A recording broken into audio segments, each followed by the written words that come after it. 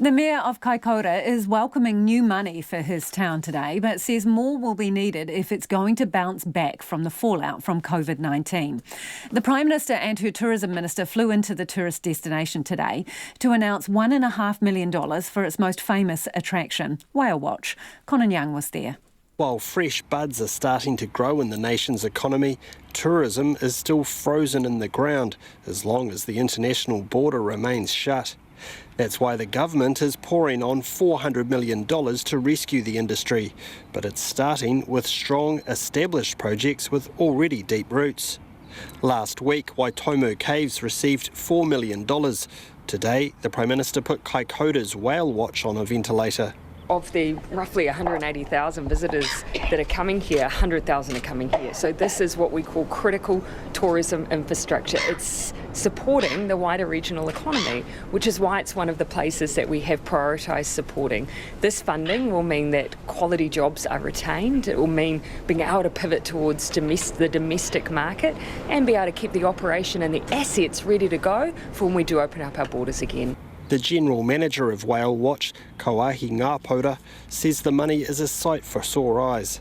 Wage subsidies support our people, and this is just the next step so we can actually help all our people to navigate through this next stage of recovery over COVID, because obviously we're based on international market, so it's going to be 12-18 months before that starts to grow back. Mayor Craig Mackle says the $1.5 million has secured jobs and saved livelihoods. It's a minimum of 40 people that keep their jobs. Looking forward to what we're going to be looking at is going to be quite horrific for this community. You know, there's 40 families that we don't have to worry for them, because we could be looking at anywhere upwards 300 plus unemployed here, which is big for a wee community like this. Craig Mackle says the timing of COVID-19, just as his town was beginning to bounce back from being cut off by the earthquakes, couldn't have been worse. Definitely another kicking. Look, I've said it before, I'll have to say it again. The art of winning is getting up one more time than you've been knocked down. So we're a tough wee community. We really are. Becoming very resilient, and I'd almost say getting used to it.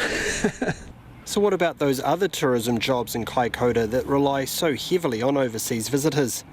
Unlike Whale Watch, which is backed by Ngāi Tahu's massive balance sheet, most operators here are not well placed to withstand yet another massive shock.